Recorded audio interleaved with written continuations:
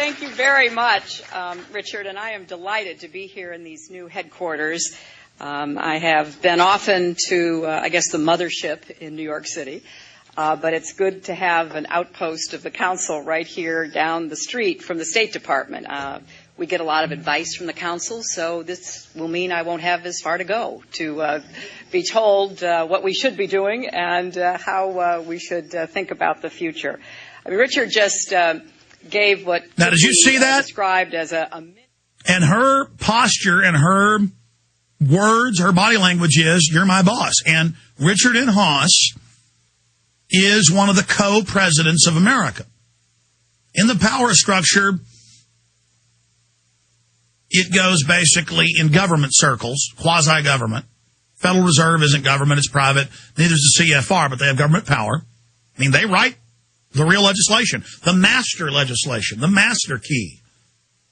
They are the key masters.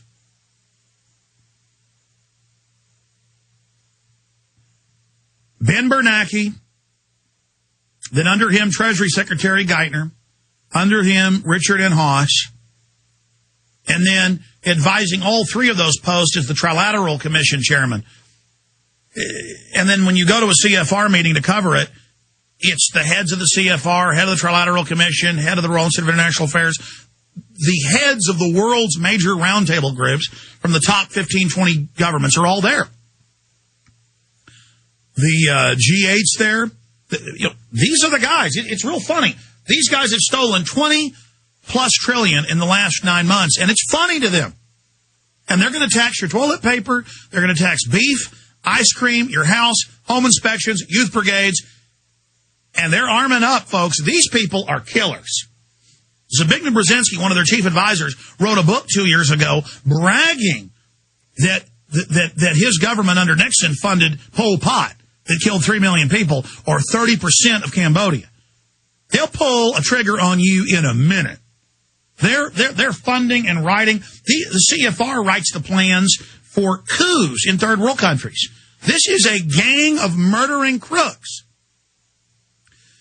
Now, there's over 4,000 members of the CFR now. The top 300 or so are murdering crooks.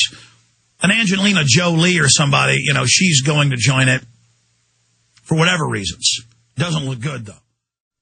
It's good to be back at the Council on Foreign Relations. As Pete mentioned, I've been a member for a long time and was actually a director for some period of time. I never mentioned that when I was campaigning for re-election back home in Wyoming. Isn't it funny?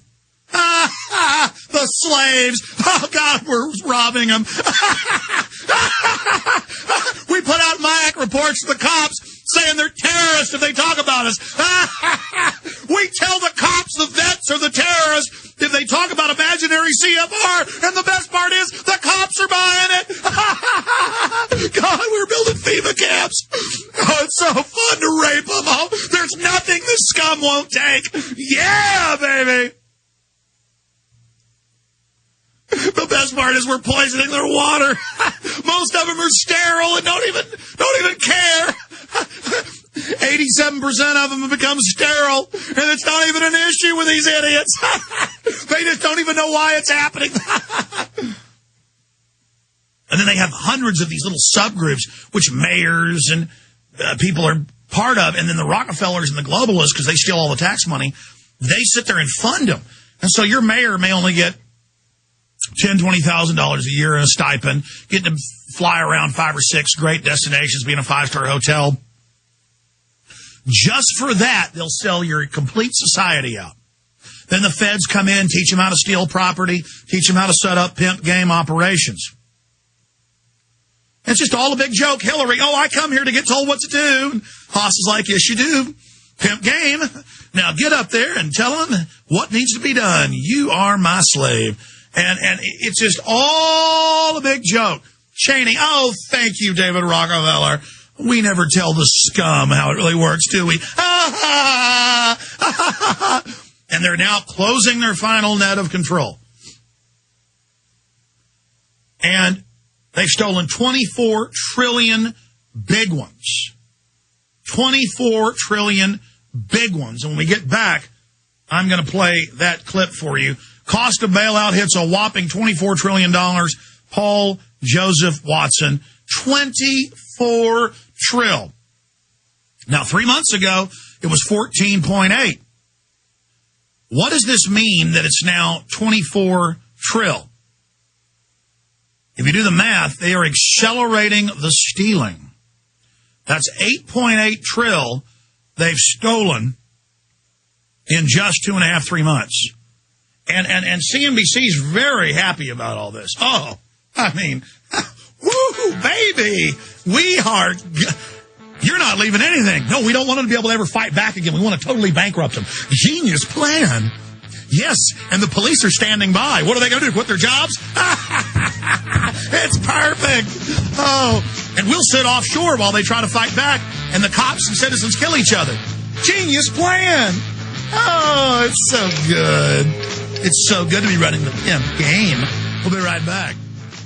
Hello, friends. This is Alex Jones, and I want each of you to ask yourself this question. Do you really know what's in your tap water? In a recent study conducted by a major environmental auditor, they found that over 260 chemicals and pollutants are present in municipal drinking water. Many of these chemicals are directly linked to cancer, reproductive, immune, and developmental system diseases. Now, what are you going to do about it? The Ecola Blue atmospheric water generator is a low-cost way to take back control of you and your family's drinking water. The Ecola Blue 28 produces up to 7 gallons of water from the humidity in the atmosphere and uses state-of-the-art carbon filtration, reverse osmosis, and ultraviolet light sterilization techniques. That's right, clean water right from the air you breathe. Order today by calling 1-800-691-6043. That's 1-800-691-6043. Or visit Ecola Blue on the web at www.ecoloblu.com today. That's EcolaBlue.com.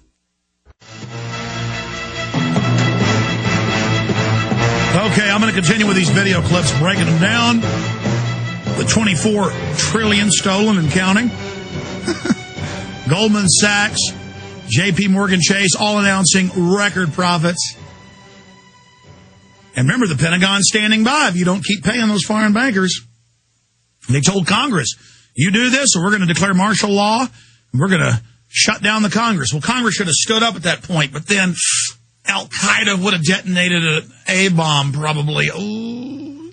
See, the Congress knows they're dealing with major level gangsters. Oh, you didn't give the bankers power. Oh, Al-Qaeda hit. Al-Qaeda hit Washington.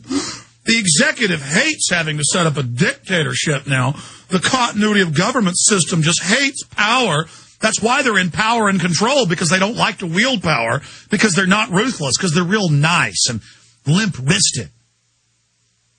And that's not just my opinion. The British 10-year Ministry of Defense perspective in 2007 said that Western governments would simply neutron bomb any citizen group that tried to take over the Capitol or 10 Downing Street. If you ever try to have a revolution, they're just going to drop weapons on you. And if the Congress ever tries it, they're going to kill them. But the good news is we're going to take over the counties and the cities, and the idea of liberty is going to take over. You can't have one frontal assault, one battle with these people. Their whole architecture is built around defeating that. But they cannot stop you. You are immovable. You are inexorable. You are the unstoppable, terrible force when you just decide to hand out DVDs and call into radio shows and go speak before city council and say no to bureaucrats and expose them. Just all of us doing it's just an unstoppable will, just taking the enemy and going, just terminate them in the info war. Because they have to have your broken spirit, your broke-back attitude for them to be able to succeed. They've got to have you capitulate to them. Well, don't capitulate.